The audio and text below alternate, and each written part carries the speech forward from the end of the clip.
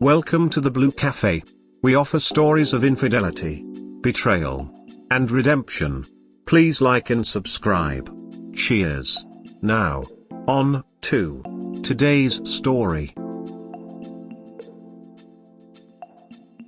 I learned the hard way. Long story, but I hope it helps someone and it will help me to get it off my mind. Me, 64M, XW, 65F, were together 20 years, married 17. No kids. We divorced 8 years ago. We are both professionals. I have owned my own business for 35 plus Y and helped her start 6 different businesses while we were together, none of which succeeded or lasted long. She had difficulty with paperwork, which was essential for her business, and she felt she was more accomplished than she was, due to lack of experience. I was previously divorced and she had never been married. I was once divorced with a daughter. My first wife accused me of cheating at the end of the marriage, which I never did. I think she was just fishing for some helpful information. She said she was going to meet up with someone who had all the dirt. I told her good, because I wanted to see what I was doing, because I sure wasn't having any fun at that point in time. She never found anything and the supposed person with the info never showed. We started dating as she was finishing her MS degree. I paid all her school loans. We both have ADHD, which is controlled with medication. Hers is more severe and she takes several meds and I take one. She was very fun, beautiful, smart, quick to anger and histrionic, always wanting attention. I am more down to earth, easygoing, non-confrontational but not shy and a jokester at heart. I do have flaws like some procrastination, and although very manly, I am not an alpha male. I try to please, but have learned to set boundaries. I did not want to get married a second time, but after 3 years of dating she insisted that if we were to stay together then we needed to be married. I didn't get a prenup, she wouldn't sign one. Red flag. My bad. I had owned a successful business for over 10 years by the time we met. For years we were happy and bought a house together. We had friends, although I don't have many close individual friends and am by nature a bit of a loner and a workaholic. She had a lot of friends, but they tended to be short-term friends. Red flag. It took a few dates before there was any intimacy because she wanted to go slow, but she also told me she tended to have sex quickly. Red flag. And she has been cheated on before and had cheated before. Big red flag. Sex was amazing for both of us. I had to be the instigator. If we were regular it was easy. If there was any gap like a few days, then I had to romance extra and warm her up to get her going.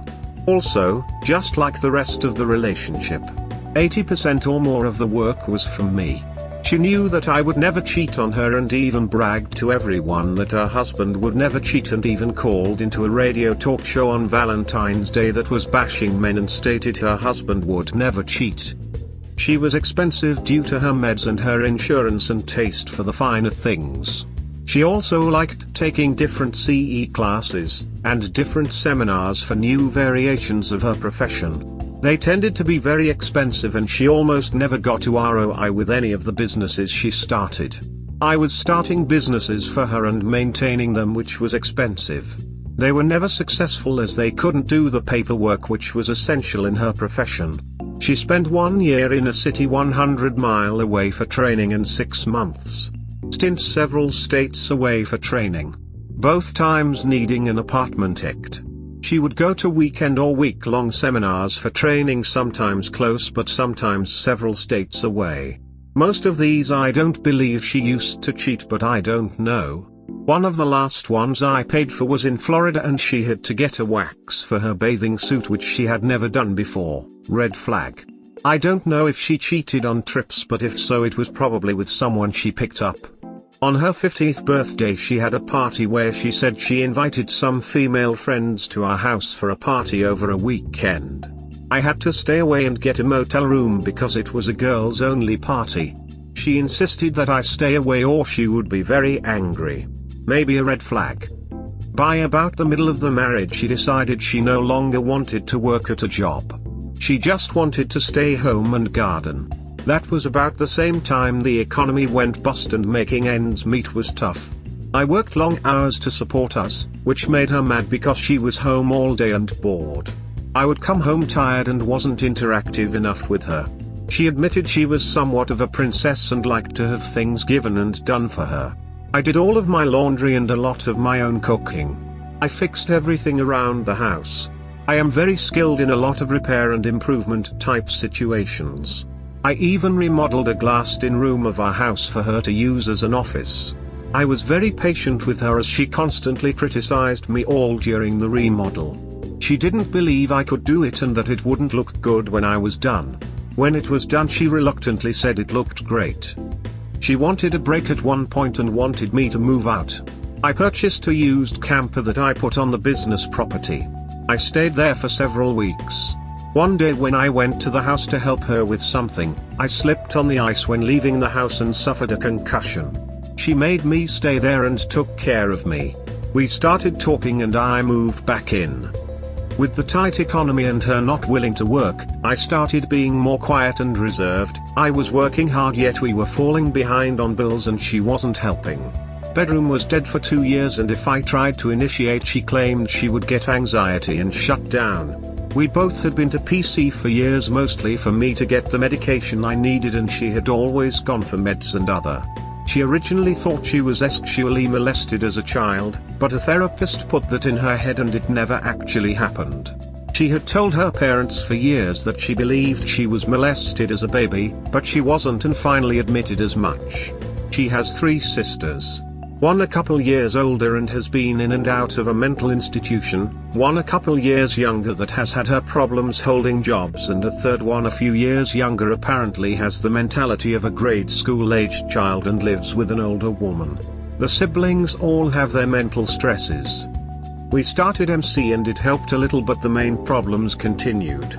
Her not willing to work to help with finances and me being resentful. She started to goad me at the MC to say we needed to get divorced. I finally had enough and said we would get divorced. I am very much against divorce, but there was no other option. I realize now that I also took on blame from many of her accusations that wasn't deserved because I was being a wimp and hurting. She was very adept at turning almost anything negative into being my fault. I am a person who takes responsibility for my actions and deeds. Just too easily with her when it is not really my fault. I stood up for myself occasionally, but not nearly enough. What I didn't know was that later she started setting up the circumstances for her to get the most out of the divorce. I wish I had found Reddit while all of this was happening. I didn't handle the divorce well. She purposely didn't work for the last year of the marriage and claimed mental incapacity to get the best she could in the settlement. That way her alimony could be maxed. We live in a no-fault state, so the affair made no difference. I have to pay her way too much, and although, as the accountant said, it is half of what living with her monthly was costing, it still hurts every month and takes away from my retirement and any savings. About 15 years into the marriage we started sleeping in separate rooms and had separate landlines. She needed one for one of her imaginary businesses, as well as cell phones. One night a phone rang and I went into the living room to answer it. I get emergency calls. I picked up one of her landline phones on accident, sleepy and confused, and heard her and AP having phone sex. I was stunned and slowly put the phone back down. I went to my room and tried to think what to do. I could have burst into her room and confronted her, but then I decided to try to record the calls for proof. I didn't sleep that night or for many nights thereafter. I put a recorder on her line, but it would make a click when you picked up the receiver, so she started using her cell phone exclusively. At that time I knew nothing about VARs, hidden cameras, or cell phone apps for tracking and listening. She heard the click on her landline and stopped using it and would only use her cell phone. A few days later I went to use her Mac computer to try open a storage drive that wouldn't open on my PC. She had gone for a walk. When I lifted the lid, a naked picture of her popped up. I started looking and she and AP were sending naked pictures back and forth. I had asked many times during the marriage to take a naked picture of her and she flatly refused, saying that there would be no way she would allow that kind of picture to be taken of her. I took the laptop to work and downloaded the pictures and emails. When I got back home I gave her the laptop. She thought she had misplaced somewhere. She was always losing keys etc. due to her ADHD. I told her I found the pics. She became very angry and said I had invaded her privacy on the laptop I had purchased for her. She was going to get me for that. Then she asked if I had copied anything and I played dumb and said I didn't know how to on a MacBook. She threatened that I should give her anything I had copied. When she calmed down I asked how she could send those pics to someone when for years she had refused to allow me to take one. She said it was none of my business. I asked if she was having sex with AP and she said yes. I said so you are cheating on me which you swore you would never do. She said she wasn't cheating. I asked what she called it and she had no answer. I was mad and kept asking how she could send those pics via the internet, which could easily be pirated, after refusing me for so many years. She wouldn't answer. She then said I cheated first because I had been looking at porn after we had stopped having sex more than 2 years ago. I said that porn was not the same as PA. She said it was, so I asked her if we asked each of our parents which was worse, what they would think was worse. She didn't answer that. Eventually she got up and left. I found out later she went to a neighbor and told him I was threatening to be physically abusive. I wasn't, but I should have had a camera recording to help prove my innocence if it was to come up. She wanted me to leave the house and I said no, I didn't do anything wrong. She went to a friend's place and then rented a place to stay until we were divorced. I went into depression and couldn't eat or do anything but work and sleep and cry. When she saw me a couple of weeks later she said I looked good because I had lost a lot of weight. We both had gained weight over the years. I never cared that she gained quite a bit of weight. I always told her she was beautiful, which she was to me. Even though I constantly told her many times she would strut naked in front of me and ask if she was gorgeous and I would say she was and compliment her profusely. She needed constant reassurance. She later apologized for the pics and asked me to forgive her and rubbed up close to me. It was very hard, but I did say maybe someday but not now. She wasn't happy. She is narcissistic. A couple days later she was mad and told me I ruined the relationship with AP. When she told him I had the pics of him, he got mad and broke it off. I didn't care. She stuck me good for alimony. She had set up the situation with her lawyer, come to find out the only one that would work with her because everyone else refused because they thought she was crazy. I got to keep my business and had to refinance the house in my name. I also had to pay outstanding bills which were considerable and pay her lawyer. Now she can go find a sugar daddy if she can. I was probably one of the very few men who had the patience and naivete to be able to put up with her long term. She won't try to come back. She knows there is no way I would take her back. She saw once when I was picking up my daughter from the first marriage, the look on my face after meeting the ex's new fiancé. She later asked what I was thinking when I had turned away and was putting my daughter's suitcase in the vehicle. I told her I was thinking, you poor sucker, about the fiancé. I sent a letter to her parents outlining what she had done but thanking them for having been great in-laws. We liked each other and had always gotten along. I asked them to take care of her because she needed their support. She moved back to her parents several states away and I have ghosted her except for having to pay the alimony. She originally had said she wanted the house but then changed her mind. I asked why and she said she was moving back to her parents because everyone in our town loved me, because of my profession, and very few actually knew her. I told her that wasn't my fault. I made a lot of mistakes by not paying close enough attention to what my ex was doing and I was too trusting. It has cost me and I am still paying. Everyone should pay attention if their relationship seems to have changed for the worse because you may get reamed like I did. Always get a prenup for both of the partners' sake. I am much better now. Not dating, but I have women friends that I see socially and I am very happy doing what I want when I want.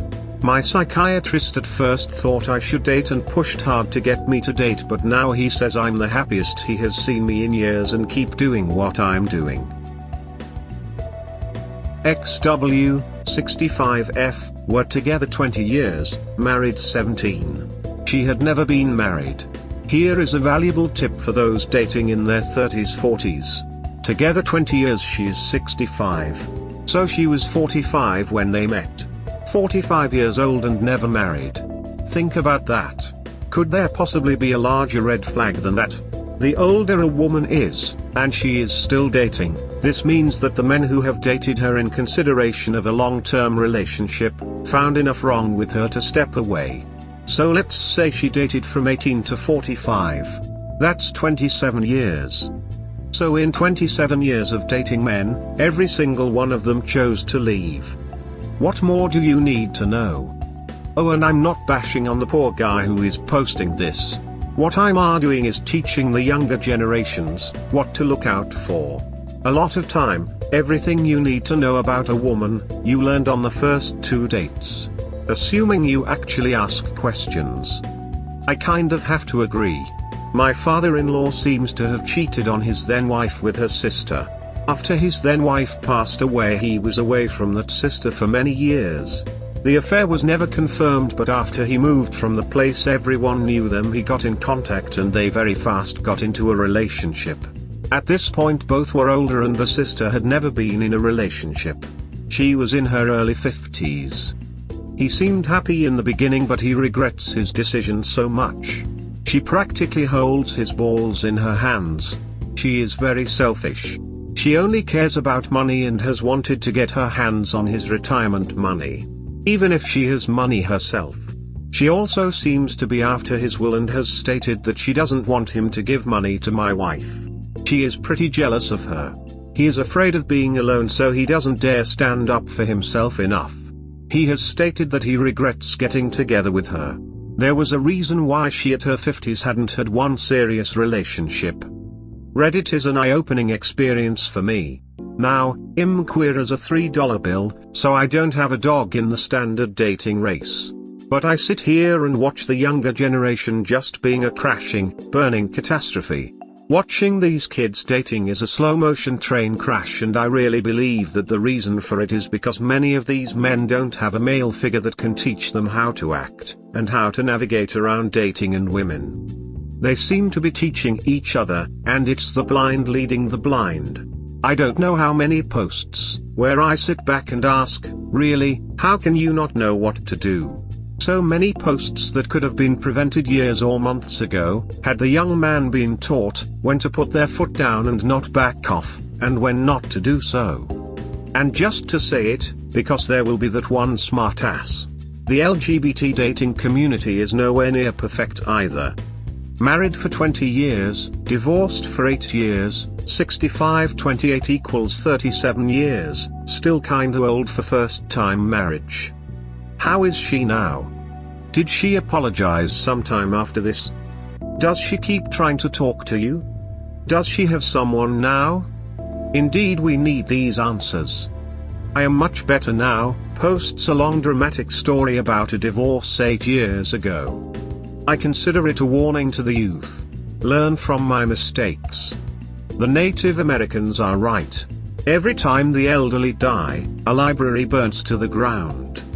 Update, she moved 3 states away close to her family, and we have North Carolina at my insistence. She wanted to remain friends.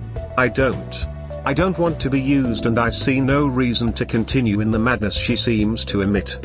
I had put up with it for years and I don't trust her. I have no desire to know what she is doing or who she's with. She blocked me on all social media as far as I can tell. I don't block her because I don't care if she sees what I do. I'm only on FB, Twitter, and here. I maybe post on FB 2 or 3 times a year at the most. I use it to follow my nieces and nephews and their families. I know she blocked me because my psychiatrist knows I worry if something should happen to her, would her sisters keep her bank account open? To keep my support payments coming automatically. Knowing them, they might do that to get the money. He recommended that I go on to FB to see if she is still alive, but I am blocked. So other than knowing if she is still alive, I really don't care about anything else. I still do have feelings and some love for her, but I do the best I can to block out thoughts about her. I need this to work at completely getting over the relationship. I'm sure she has found someone else or 2 or more. It is very easy for her to attract men due to her looks and bubbly personality. She needs someone to help support her because my monthly payments are not enough to keep her in the lifestyle she likes. She mentioned in the past that she wanted to be like an aunt she used to have that was widowed. She mainly partied and wore mini skirts and drove a green Jaguar. She may have difficulty finding someone permanent. As said previously, she didn't get married until she met me. She had a couple of long-term relationships that never resulted in marriage. I understand most of her past relationships ended because she got bored or was looking for something better. Or, the men realized what she was really like and shied away from her. She told me before the divorce that her father told her to try to work it out with me because she would have a hard time finding a partner who was as solid, caring and especially as patient as I was. She has always had difficulty keeping long-term friends. There were many people that started out friends with her, but as several have told me, it was usually a totally one-sided friendship weighted on her side. Just like our relationship. We had very few couple friends because after being around them a couple of times they would fade away and often mention to me that they weren't comfortable around my wife. Having written all I have, it seems that I am saying that the breakdown and divorce was all her fault. It's not. I have problems of working too much, carrying my work with me mentally, and I had a slow building resentment because she would not work and appeared to lose all ambition to have a career. Even with the amount of patience I have, some of her craziness has eaten away at me over the years. I had thought I could live with her difficulties, but they have slowly eaten away at me over the years. Awesome sex couldn't stop these problems from growing in my mind. She started her professional career with great ambition and desire. With her inability to function within the perimeters that are required by her job titles, mainly paperwork or reports, she wasn't able to do what is needed. So she decided she just wanted to garden and not worry about a career. I would support us. She wouldn't take an easier job like retail because it was beneath her. When the economy dipped back around 2008, it did hurt me financially. With my decreased income and her lack of income, it was hard to keep my head above water. I was feeling like I was in a whirlpool that was slowly sucking me down into financial ruin.